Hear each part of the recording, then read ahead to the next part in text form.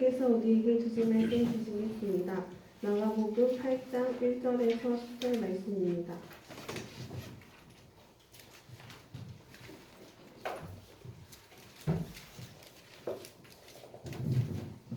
그 무렵에 또 큰 무리가 있어 먹을 것이 없는지라 예수께서 제자들을 불러 이르시되 네가 무리를 불쌍히 여기노라. 그들이 나와 함께 있은 지 이미 사흘이 지났으나 먹을 것이 없도다. 만일 내가 그들을 굶겨 집으로 보내면 길에서 기진하리라. 그 중에는 멀리서 온 사람들도 있느니라. 제자들이 대답하되 이 광야 어디서 떡을 얻어 이 사람들로 배부르게 할 수 있으리이까. 예수께서 물으시되 너에게 떡 몇 개나 있느냐. 이르되 7이로소이다 하거늘 예수께서 우리를 명하여 땅에 앉게 하시고 떡 7개를 가지사 축사하시고 떼어 제자들에게 주어 나누어 주게 하시니 제자들이 무리에게 나누어 주더라. 또 작은 생선 2마리가 있는지라. 이에 축복하시고 명하사 이것도 나누어 주게 하시니 배불리 먹고 남은 조가 7광조리를 거두었으며 사람은 약 4,000명이었더라. 예수께서 그들을 흩어 보내시고 곧 제자들과 함께 배에 오르사 달마노다 지방으로 가시니라. 박정은 목사님 나오셔서 말씀 전해주시겠습니다. 기도하겠습니다. 하나님 감사합니다. 오늘도 예배 전에 나와서 예배할 수 있게 인도해 주시고 또 각자의 처소에서 영상으로 예배에 참여할 수 있게 인도해 주시니 감사를 드립니다. 오늘도 말씀에 집중할 수 있도록 주님 우리를 지켜주시고 또 말씀을 통하여서 그 은혜와 그 사랑 배워가는 시간 될 수 있도록 인도하여 주시옵소서. 감사드리며 모든 말씀 예수 그리스도의 이름으로 기도드리옵나이다. 아멘. 반갑습니다. 네, 반갑죠? 네, 반갑습니다. 여러분들 핸드폰 참 유용하게 많이 쓰시죠? 예전 같으면 저 어렸을 때만 해도 이런 세상이 올 줄은 꿈에도 몰랐어요. 사실 선생님들 그렇죠? 참 신기하고 참 과학이 많이 발전했다라는 생각이 듭니다. 이 핸드폰을 만약에 우리가 타임머신을 타고 핸드폰을 안 가지고 조선시대나 어떤 먼 이전 시대에 가서 다른 사람들에게 핸드폰을 설명하려면 어떻게 하면 좋을까요? 설명이 되겠어요? 안 되겠죠. 어떻게 설명할 방법이 없어. 이걸 누르면 뭐 게임도 되고 이걸 누르면 요만한 손바닥인데 뭐 어떻게 설명할 방법이 없어요. 그러면 우리가 그 사람들에게 이해시켜 주려면 어떻게 하면 좋겠습니까? 그 사람들이 알고 있는 그 시대에 적용할 수 있는 걸 총동원해서 핸드폰을 설명을 해 줘야 할 것입니다. 하나님도 마찬가지예요. 하늘의 삶, 천국, 여러분들 보지 못했잖아요. 그죠? 보지 못했죠. 우리는 단지 성경 말씀을 통해서 천국이 이렇게 생겼을까라고 추측만 할 뿐이죠. 그래서 하나님이 천국의 삶을 설명하게 해주기 위해서 이 땅의 것들로 저희 여러분들에게 설명하고 있는 책이 바로 성경입니다. 그래서 우리는 성경을 연구를 많이 해야 돼요. 그래서 천국이 어떤 것인가 우리는 알아야 되는 것이죠. 그래서 구약을 보면 하나님께서 내 말을 잘 지켜 그럼 내가 복을 줄 거야. 그럼 무슨 복을 주냐? 농사도 잘 되게 하고 너희들이 키우는 가축들도 풍성하게 늘어나고 살찐 가축들이 될 거야. 내 말을 잘 지켜. 그래서 율법을 내려주셨잖아요. 그게 하나님의 법칙이에요. 하나님의 말씀을 잘 지키면 풍성이 우리 삶 속에서 부자가 되고 가난하지 않고 또 건강하게 잘 살아가는 것, 그걸 통해서 하나님이 천국의 삶을 보여주는 거예요. 그러니까 천국은 하나님 말씀에 100% 순종하는 삶을 살게 되면 그런 풍성함, 이 땅에서 누리는 그 풍성함도 좋은데 그것보다도 몇천 배, 몇억 배 더 풍성한 삶을 살아갈 수 있다는 것을 우리 눈에 보이는 걸로 설명해 주시는 거예요. 그래서 구약에는 복의 개념을 우리의 재산의 증가라든지 어떤 강건한 장수 그런 것들로 설명하고 있습니다. 근데 이제 신약에 와서는 그 참 복의 근원 예수 그리스도께서 이 땅에 오셨잖아요. 그래서 이 땅의 것들로 아닌 정말 하늘의 것, 안 보이는 것을 설명해 주기 위해서 예수님이 오셔서 예수님이 기적을 통해서 또 이 땅의 것들로 천국은 이렇게 가는 거야. 천국은 이런 것이야 라고 설명해 주고 있는 것입니다. 기복주의라고 하면 좀 안 좋은 표현이겠지만 우리는 늘 기복적인 신앙을 가지고 있습니다. 그렇죠? 우리 기도의 분량 중에 간구의 분량이 되게 많잖아요. 그죠? 기도에는 회개, 감사, 뭐 이렇게 하나님께 영광 돌리는 문구도 있고, 그다음에 우리의 간구의 문구, 그다음에 이제 마지막 예수님의 이름으로 기도드립니다. 아멘. 그런 기도가 총 다 어우러지는 게 기도인데 그 가운데 우리는 간구의 기도 제목들이 엄청 많죠. 네, 대부분이 다 간구예요. 그럼 그것도 기복주의인가요? 그렇게 생각하진 않습니다. 하나님이 우리 아버지시기 때문에 우리는 구해야 되죠. 또 이 땅의 것들을 통해서 하늘을 소망하게 되고 우리는 그래서 그거를 이제 기복신앙이라고 하는데 기복주의하고 기복신앙은 다릅니다. 기복신앙은 저도 갖고 있고 여러분들도 다 갖고 있어요. 그죠? 그러나 기복주의는 그 내가 원하는 것을 차지하기 위해서 신을 달래주는 게 기복주의입니다. 그럼 기복신앙은 뭐예요? 그 신, 그 은혜의 신 감사합니다. 우리가 하나님 그래도 우리가 살면서 필요한 것들 채워주시면 감사합니다. 이런 간구의 제목들이 많이 들어가 있죠.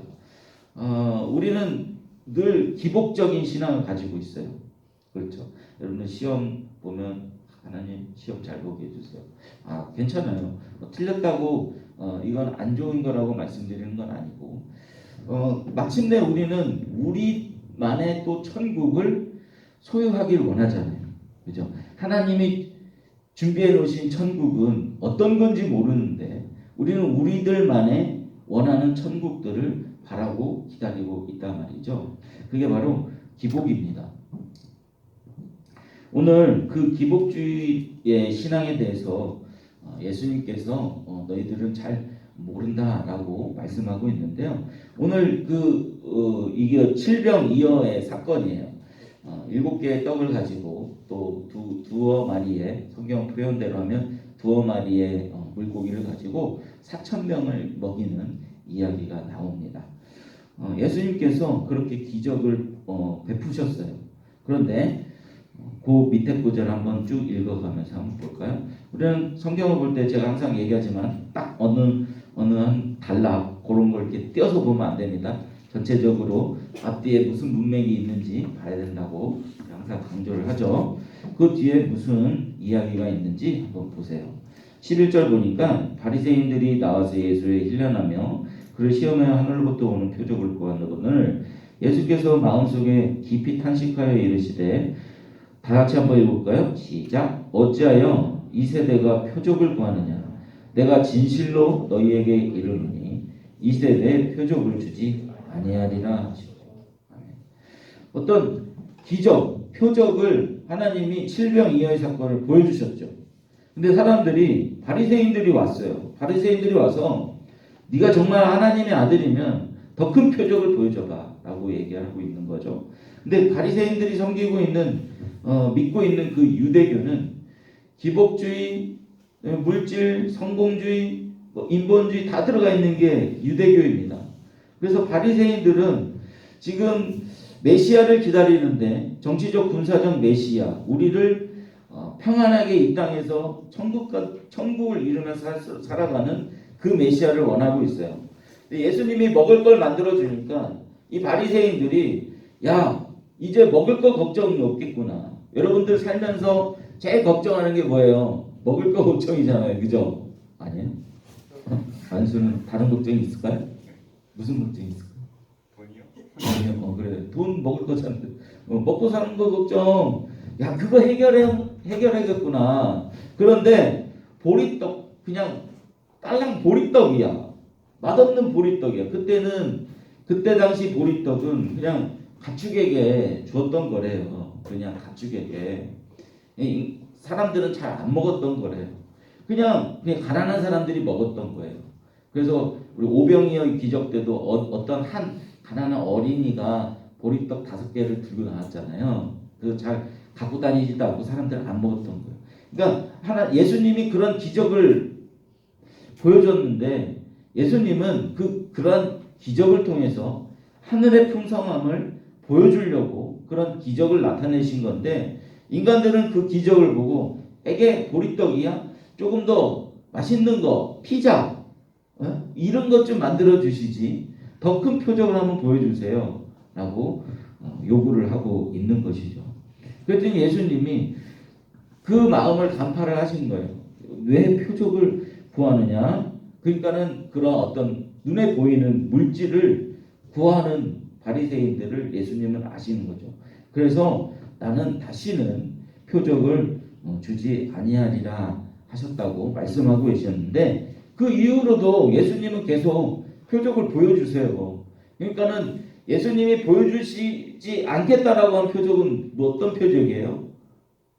우리들이 배불리 먹고 살아가는 그 표적은 안 보여주겠다. 나는 진짜 너희들 영원한 생명을 위해서 온 하나님의 아들이야 라는 것을 가르쳐주고 있는 거죠. 그런데 여러분들이 잘 알아야 될 것이 예수님께서 십자가에 죽기 전까지는 구약이에요. 예수님 살아계실 때까지는 구약입니다.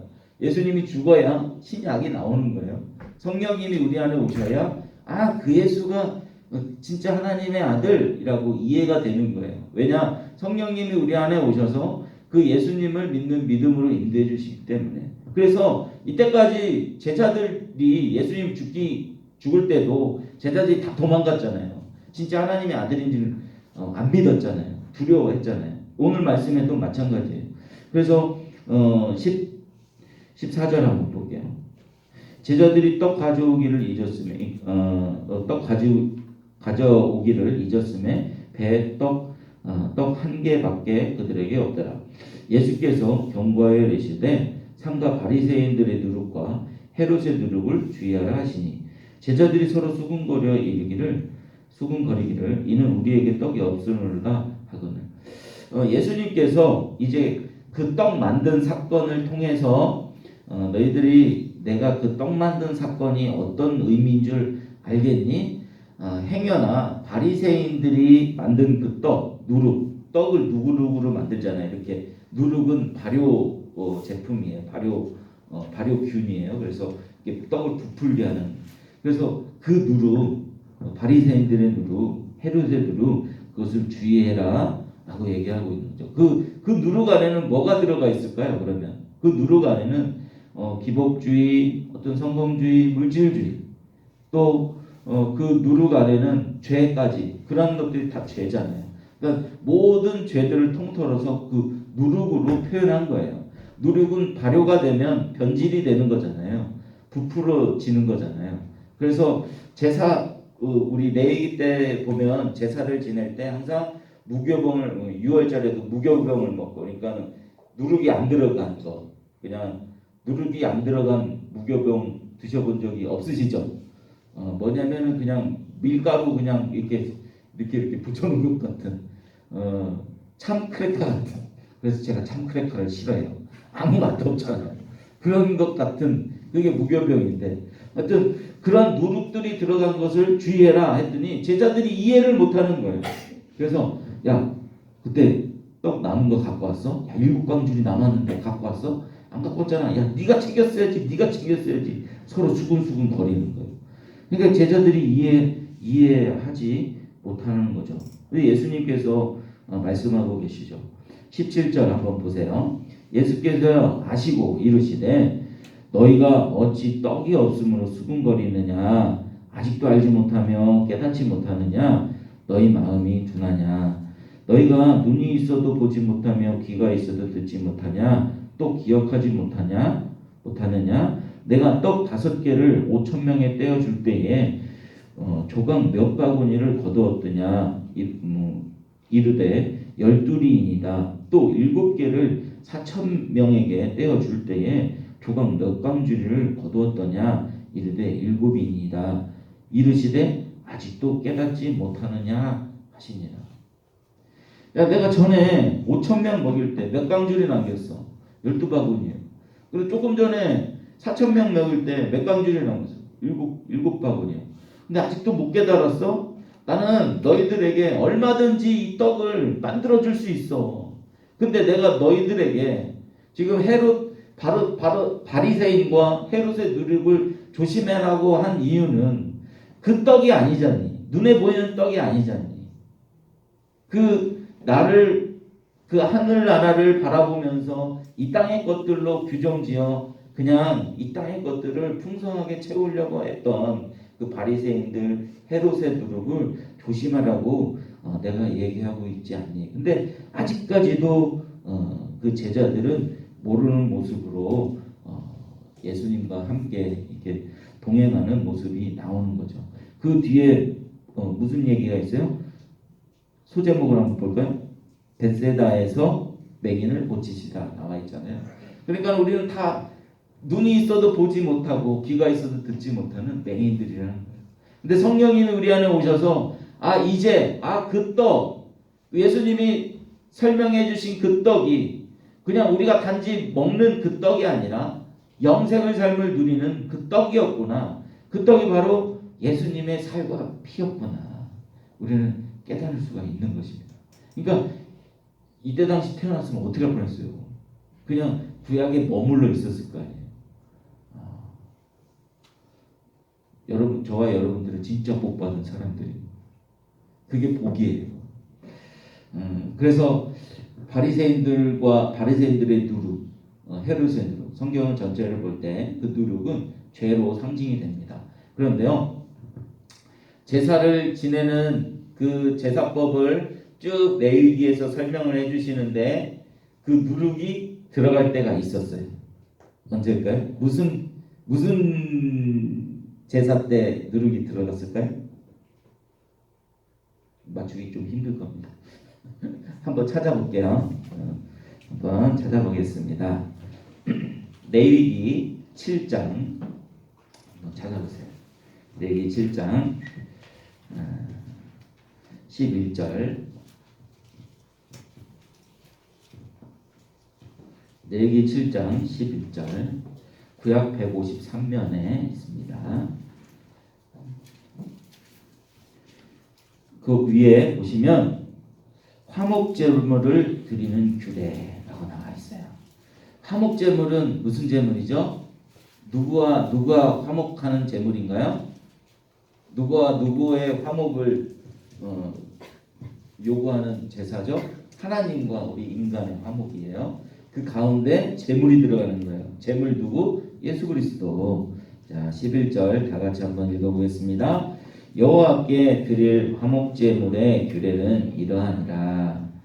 만일 그것을 감사함으로 드리면 기름 섞은 무교병, 여기는 이제 그 누룩이 안 들어간 거예요. 무교병과 기름 바른 무교전병과 고운 가루에 기름 섞어 구운 과자를 그 감사 제물과 함께 드리고, 또 13절 다 같이요. 또 유교병을 화목제의 감사 제물과 함께 그 예물로 드리되. 아멘. 여기서 유교병이 나오죠. 유교병은 뭐예요? 누룩이 들어간 걸 유교병이라고 해요. 다른 제사에서는 다 무교병만 드려야 돼요. 근데 화목제물에서는 유교병을 써요. 왜 그럴까요? 누룩은 우리가 조금 전에 말했듯이 죄라고 상징되어져 있는데 왜 그 화목제물은 유교병을 쓸까요? 물론 무교병도 쓰지만 예수님께서 그 죄를 다 떠 안으셨다라는 것을 표현해주고 있는 것입니다. 예수님께서 우리의 모든 죄, 우리가 기복신앙을 갖고 있는 그 바리새인들의 그 죄, 우리도 갖고 있잖아요. 여전히 이 땅에서 잘 살기 위해서, 사실 솔직히 말해서 잘 살기 위해서 예수 믿는 사람들 많잖아요. 저도 그래요. 저도 돈 많이 벌고 건강하고 잘 살고 싶어요. 오래오래 건강하게. 죽을 때는 한 방에 팍 죽고 싶고, 아파서 병원에서 끙끙 앓다가 죽기 싫잖아요. 다 그렇잖아요. 그게 다 나를 위한 신앙생활이잖아요. 그런 모든 죄, 나를 위해서 하는 그게 다 죄란 말이에요. 남을 위해서 하는 게 아니라 그 모든 죄를 예수님이 다 떠안으시는 거예요. 그래서 유교병이 되셔서 하나님과 우리와 관계가 화목하게 되었다라는 것을 제사법으로도 알려주고 있는 것입니다. 오늘 본문의 이야기, 그 떡을 만드시는 이야기, 여러분들은 어떤 떡을 쫓아 살아가고 계십니까? 정말 눈에 보이는 떡, 내 삶에 눈에 보이는 떡을 쫓아서 예수를 믿으십니까? 아니면 하나님께서 준비하신 그 영원한 나라의 그 생명의 떡, 예수 그리스도를 바라보고 신앙생활을 하고 계십니까? 우리는 늘 신앙생활을 그렇게 점검해야 될 줄 믿습니다. 물론 우리의 삶 속에서 우리의 나타나는 보이는 모습으로 하나님께서 복 주실 줄 믿습니다. 그러나 그게 목적이 아니라 우리는 하늘의 삶, 하늘의 영원한 그 생명, 그걸 목적으로 살아가는 주의 백성들 되시길 주님의 이름으로 축복합니다. 기도하겠습니다. 하나님 감사합니다. 우리는 늘 주님의 은혜를 이용하여 죄도 짓고 주님의 은혜가 다 덮어주실 거야 라며 안심도 하고, 또 주님 하나님께서 천지를 창조하시고 전지전능하신 분이니 하나님 우리의 삶 속에서 늘 평안을 허락하여 주시고 윤택함을 허락하여 주시는 주님, 그러면서 주님을 이용하고 있진 않는지 이 시간 다시 한번 말씀을 통해서 반성해 봅니다. 그럼에도 불구하고 긍휼을 베풀어 주셔서 우리를 불쌍하게 여겨 주셔서 하나님의 자녀, 하나님의 백성으로 삼아 주시니 참으로 감사를 드립니다. 세상의 모든 누룩들을, 그 죄들을 끌어안고 품어 안으시고 십자가의 죽으심으로 말미암아 우리가 다시 살아나게 되신 그 생명의 말씀, 그 복음들 가슴에 품고 살아가는 주의 백성들, 자녀들 될 수 있도록 인도하여 주시옵소서. 또한 그 복음의 메시지가 너무 기뻐서 다른 이들에게도 그 생명의 말씀을 전하는 귀한 하나님의 말씀의 전달자들이 될 수 있도록 인도하여 주시옵소서. 감사드리며 모든 말씀 예수 그리스도의 이름으로 기도드리옵나이다. 아멘.